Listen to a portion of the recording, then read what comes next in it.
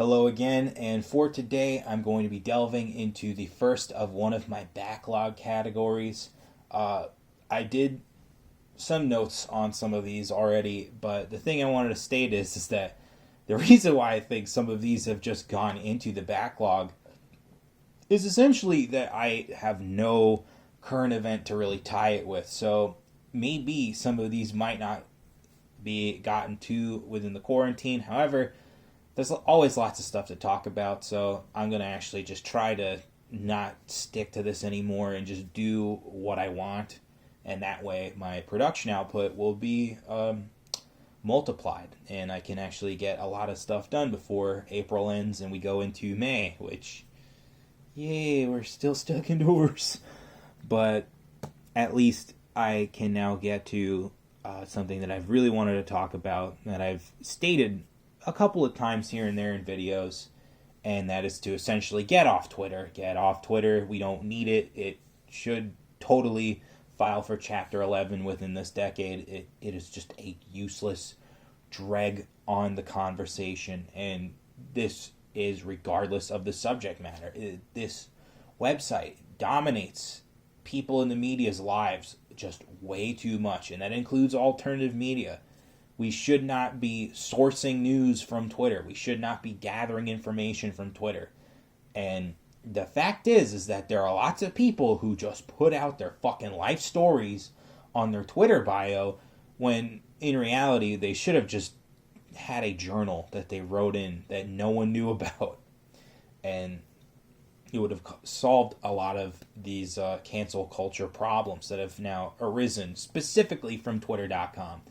So I'm going to get into my points. For me, the worst thing about Twitter is that it is essentially a radicalization chamber. It is a place where people gin each other up and radicalize each other in their beliefs.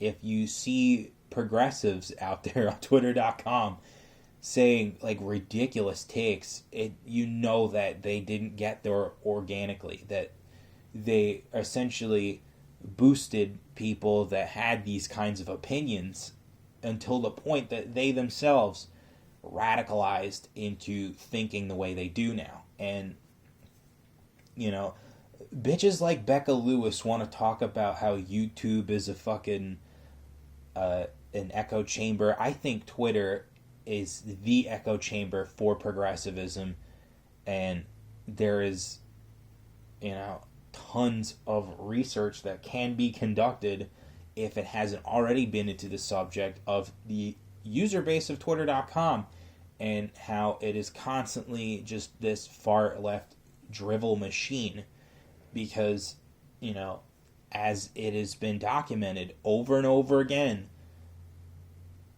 conservatives are being censored on social media. And, if there is an argument and a dispute that comes into a claim, the person who is on the left will more than likely be sided in favor of, due to the biases of the people that work at these companies. So again, everyone that uses Twitter or is even nominally involved in Twitter is radicalized. And it is because of the echo chamber that has been built in Twitter. And so that is something that should concern people. The other part of this is that it is incredibly tribal as a result. People are always constantly at war with each other. There is no place on Twitter.com where you can just have a relaxing discussion with people who have differences of opinions. It is the main battleground of the culture war. There is lines in the sand constantly being drawn on the website. And so as a result of this, there is no real middle ground of your average Twitter user. Your average Twitter user, for all the studies show, is potentially a far left lunatic. So that is the second point in this commentary. My third point, and the third and fourth kind of tie together, is that there is a constant terms of service change with the way that the rules are doled out. It's rules for thee, not for me, and that's the fourth point. And this is constantly how I've, for example, have been kicked off the website because of certain things that I say that, in effect, makes me the bad guy. But as a result, I could find posts very similar to ones I made and see that they're still up there, the account's still active, it's not been suspended. But again, it's this bias that causes these ridiculous double standard rulings to take place on this website. And because it is so, again, radicalized, people really value what is going on Twitter.com. And this leads me to my final point, is that Twitter is a microcosm of reality. It is not a reflection of real people. It should not be taken as a reflection of what people think. Like I said in one of my earliest commentaries, the Twitter audience is made up of fucking 12 psychos. There is no real Twitter audience that propagates the cultural hegemonic opinions. The opinions that you see on Twitter.com likely originated from the user base. So they are not, these ubiquitous points of view that you see every day in the media and stuff. I mean, some of them are, let's be fair, lots of journalists, again, take Twitter way too fucking seriously.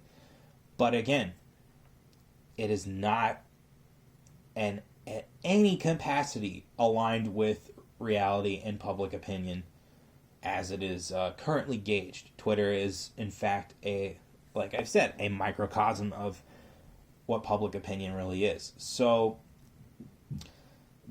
a couple other things that I don't have written down that I would like to talk about, again, is that people use it to communicate with each other, specifically content creators, and I find that is so stupid because there are so many different social media networks to communicate with content creators.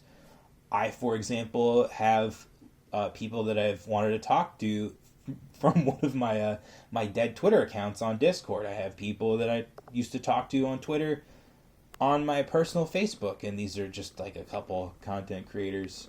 And, I also have people that I talk to.